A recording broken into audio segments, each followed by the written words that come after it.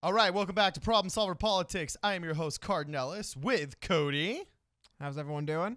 And today we're going to continue our quest to understand the heart and the mind of one Andrew Yang and his championing the cause, the now I think it's like 88 causes of his platform as he seeks the presidency of the United States of America in 2020. And today we're going to analyze a very interesting topic that I think is a worthy topic: empowering MMA fighters. So before we go any farther, I'm just going to read straight from the words of Andrew Yang, his brief on empowering MMA fighters. So in the 90s, it became clear that boxing had a problem. True story. The largely unregulated sport featured regular exploitation of the boxers, as well as scandals involving rigged matches and rankings. Congress stepped in and passed the Ali Act. It was actually technically called the Muhammad Ali Act, but we'll continue, in order to combat the worst of these problems. Today, MMA fighters are largely in the same place as boxers were decades ago. As it's gained in prominence, many of the problems that were associated with boxing in the pre-Ali Act era are also in MMA, also known as mixed martial arts. So, a couple of these problems are the MMA fighters are actually independent contractors, even though their behavior is tightly regulated, which technically goes against the definition of an independent contractor. And any attempt to unionize has been met with retaliation and firing. Okay. And he continues to say, because of the lack of strong private sector organization to establish uniform and appropriate business practices and ethical standards, it's necessary for Congress to step in and ensure the fighters are protected and that their rankings are fair. And fighters should be empowered to organize or associate a union. Now, this dives in to a couple of very big hot button issues that we're going to talk about. One of them is the appropriate place for government and regulation, and two, unionization. I think that it's all of us agree as Americans. Some regulation is good. Some regulation. It creates good industries. Good regulation is good for everybody. And as long as the free market is allowed to thrive and work within those regulations, we're all happy. There seems to be three steps to this regulation. There's nothing, laissez-faire capitalism, which does not exist anywhere, no matter what Occupy Democrat says. But there's the base level of zero regulation. Then there's good regulation. Then there's hyper-regulation, which starts screwing a lot of people. And then there's just communism. Okay? And California, we're like right here between hyper-regulation and communism, but the rest of the state and most industries are hanging out in between good regulation and hyper-regulation. And I am open, as much as I am an absolute free market capitalist, and I believe that capitalism cures 99% of the world's problems, there are some things that need to be treated slightly different. And they're generally life-threatening things, such as having your skull bashed in by another 250-pound man-child. All right, so Cody, lead us through some of the suggestions that Andrew Yang is proposing to put upon mixed martial arts. All right. Well, I believe, I guess in his own words, I always like to read, he says, as president, I will work with Congress to extend the Ali Act to mixed martial arts organizations, with an act passed in the late 90s to help boxers. Have the National Labor Relations Board treat MMA fighters as athletes and employees as opposed to independent contractors as consistent with the law. Empower MMA fighters to organize into an association or union, and point out the hypocrisy of William Morris Endeavor, whose celebrity clients are now shareholders of the UFC, Conan O'Brien, Mark Wahlberg, Ben Affleck, Cam Newton, while it engages in union-busting activities to exploit MMA fighters. At the same time, those clients are the enormous beneficiaries of union membership in their respective industries. So basically, there's the Screen Actors Guild. There's plenty of unions out there and a lot of these guys get together. Cam Newton, you want to talk about unions, NFL Players Union. Yeah. And they come together and they're basically protected by their union to invest in a sport where guys are taken advantage of and have no union protection. Yeah. Okay, so this is a very interesting conversation because I am neither pro nor anti-union. I'm pro good unions. Okay. Some good unions include the guys that put up the steel studs here in Los Angeles. That union runs a very tight ship. They drug test all their guys. They got to show up on time or else they get 3 strikes and they're out.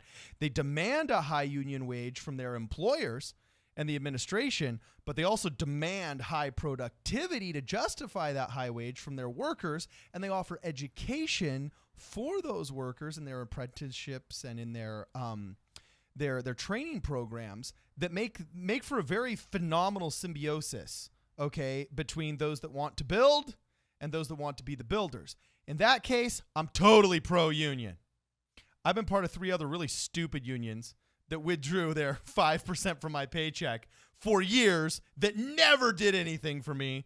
I think one of them was the amusement park workers union when I worked at Magic Mountain and Universal Studios. Recently, we spoke with a woman who's actually an attorney who's representing some people out here in the LA Unified School District who essentially were forced into the union. They said, well, you don't have to be in the union, but you can't leave. Yeah. And if you leave, we take money anyway. So there is definitely a lot of abuses that have gone on because of how important unions were early on during the Industrial Revolution era and kind of why they came to be. So there's still some abuses now because of the need for them kind of necessitated them. That makes sense. Yeah, and this really does affect us on as the little guys in the small scale watching the TV, because there's a huge push on behalf of the Democrats right now to get rid of the Electoral College and just go with a popular vote, which would be devastating for American politics. Because the popular vote, let's just face it, is New York and Los Angeles. And if we're honest with ourselves, the popular vote in New York and Chicago and Los Angeles is basically what all the union bosses want to fund and what media campaigns the union bosses want to put money into from money that's automatically drafted from the union's workers. I mean, what the California Teachers Association says about a political candidate is pretty much what goes in California. So I am not at all a fan of us just having another union out there that gains all kinds of political power and can engage in all the bad politics that unions do just to have more influence and power, because unions can be a power grab. And ironically enough, I'm surprised that the UFC is wanting to completely unionize. I'm not surprised that they want legislation. I'm not surprised they want regulation, and I'm not surprised they want protections, and I'm all for that. But the hilarious height of hypocrisy of the idea of UFC unions is that it was the culinary workers union that regulated fighting somehow. I can't remember what the actual connection was. But it's hilarious that the UFC was not allowed to fight in New York, even when 49 other states allowed them, because of the culinary workers union somehow had a say in the process and couldn't participate. All right. So anyway, this is another one of those things where I think I'm really glad Andrew Yang's talking about it. I don't know if unionization is the key, but I am a huge fan of extending protections to a lot of these athletes, because I'm sorry, the NFL is the NFL. I had a friend of the NFL, and he said the very first thing that he was told to him when he showed up to his freshman orientation was a guy walked in and he said, "This is called the NFL because it's not for long. Half of you guys won't even be here in 18 months, so don't get too comfortable." And, they kind of just gave him their boot camp beatdown, right? But it's true. And gosh, if you get injured and you're off that list for 2 or 3 years, all of a sudden, your lifetime of training that was meant to make you a gladiator in that arena, meant to make you a professional athlete, is now putting you in a lot of economic harm's way. So my last thoughts on this is I like how he says if you're going to be a major league sport, you need to act like it. But I'm not sure all of us think the NFL's got it right or that Major League Baseball's got it right. Well, definitely the NFL, if you want to talk, again, like I said, if you want to talk about unions, NFL Players Union. NFL Players Union, I mean, it's getting better, but not by the union. Every other major North American sport, baseball, Major League Baseball, National Basketball Association, they have what are called guaranteed contracts. Recently, a very young, promising MLB player took a $100 million contract for 8 years, which, from where it's projected to be, is low. However, these guys know I'm guaranteed $100 million for 8 years. So the thing is, NFL structures their contracts in a way where they guarantee you 60, 70%, 50% of the contract, Yeah. and the rest is based on if you outlive it, and they could simply release you at a certain point, finagle the numbers around, and pay you the absolute minimum. So, Yeah. I mean, like, there is a union in the NFL, and it is, these are powerful guys, but there are still a lot of things NFL players are not getting. I mean, they don't have any healthcare benefits after. CTE, concussions is a big issue. So unions can help a lot with this. I mean, MLB players union, like I said, these guys get paid every last dime they sign for. So there is some good that can come from it. And just one last thing I want to kind of add to this discussion, which I think is a little bit interesting, is if you look at this is a study done by 538, the average WWF wrestler has a life expectancy considerably lower. I believe there was a someone recently just looked at it, and they looked at the 1993 Super Bowl and the 1993 WrestleMania main event, biggest wrestling pay-per-view in WWE, and I think 20 people that took place in that WWE WrestleMania in 93 died, and every single person who was in the 1993 Super Bowl was alive, at least as recently as a year or two ago. So there is definitely other sports out there, similar sports, where same thing, WWF wrestlers are independent contractors. There's no union. They can be released whenever. So there's other sports out there that are experiencing this similar thing. So I think the focus on UFC is a little bit interesting. I think it's because it's really popular right now, but there's definitely other people out there suffering from the same lack of union protection that, like I said, particularly NBA and MLB players are currently getting. Okay, that's interesting. I definitely want protections for players. How is it any different sacrificing your body for sport than it is sacrificing your body for mesothelioma with asbestos in the naval yards, right? However, let's go to this article that from the Mises Institute, I guess it was.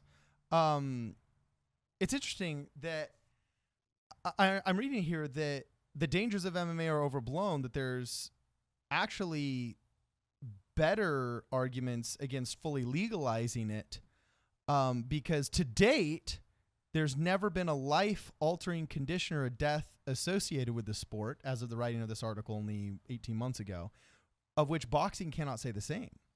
So is MMA not safer than boxing? I mean, it's tough to say because also boxing's been around longer. However, one big distinction between UFC and boxing. Well, but also football can't say that it hasn't had any. But again, older sport. But with UFC, why UFC? And this is not my science, but this is what I've heard UFC fighters talk about and boxers talk about. In boxing, the boxing glove is heavily padded, so it stops the knuckles from doing real damage to your bones and your skin, but it transfers all of that force. So you're getting blasted in the skull repeatedly, which is really bad for your brain. It rouses your brain. Where in UFC, a punch that you might take 40 of in a boxing match, you're on the ground unconscious and the guy's elbowing you in the head and the fight's over. So while it looks way more gruesome, the reason why you get knocked unconscious is to protect your body. I'm shutting down. I'm in extreme stress and trauma right now. Yeah. The boxing gloves just delay that trauma 10, 15 years until your brain is just absolutely finished. Yeah. All right. So overall, I like this. I'm for it. My only reservation is I would want a sunset clause that could get us out of it in case it stunk, but I really appreciate that there's a presidential candidate that is talking about this and not rehashing the same old talking points. This is Problem Solver Politics.